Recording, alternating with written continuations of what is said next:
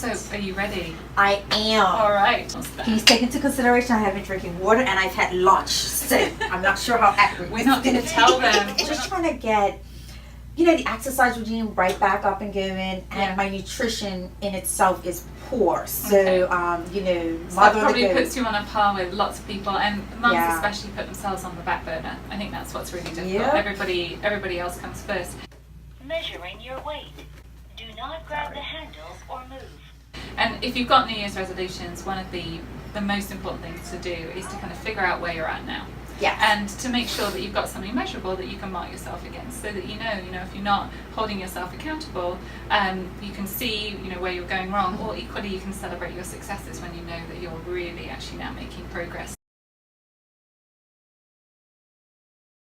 So that's one of the main reasons we do InBody, to give people a benchmark that they can then use as a tracker for their accountability. Right, so you ready to go through your results? I am. Okay, so here we go. Alright, so we start off, it gives you your total weight, which is here.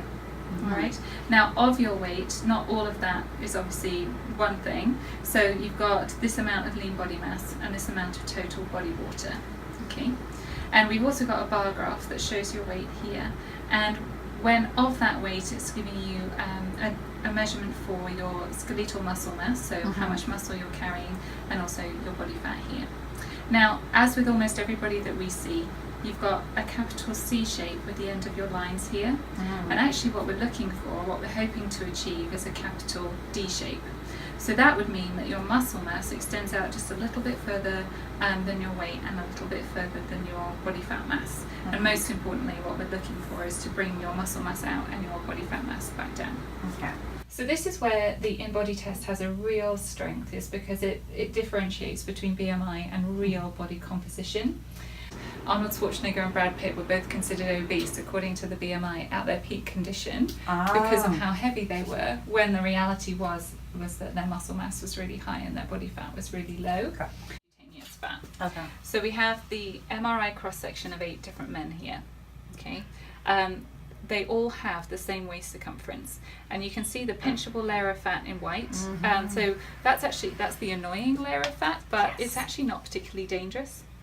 But inside, wrapped around this person's organs, can you see the white marbling?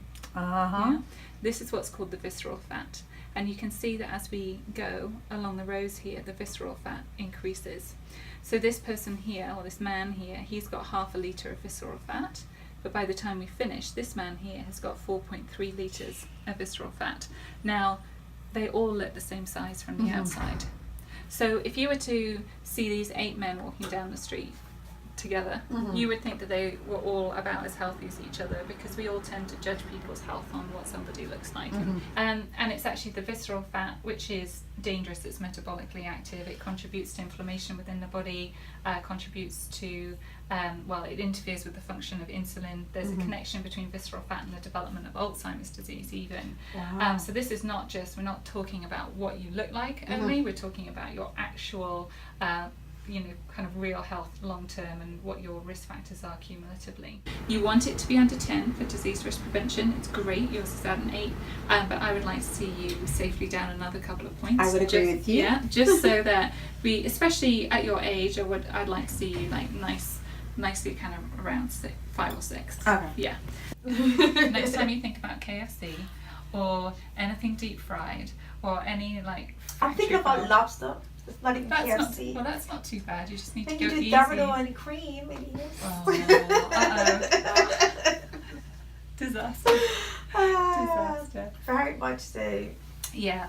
I think this guy's got lobster thermidor written all over him. I think he does too. Yeah, so maybe if you put that connection in your brain, lobster thermidor equals. I mean, one thing I will tell you, you get on a scale and stuff and you see your numbers and things like that. I mean, it triggers you, but it doesn't really say, okay, it starts, but exactly. Yeah, it doesn't say wake I up. think things like this that consider, and it shows you like, hey, you're on the verge of diabetes, you're on the verge of this, like it's here, it's showing you like this is all this fat around you.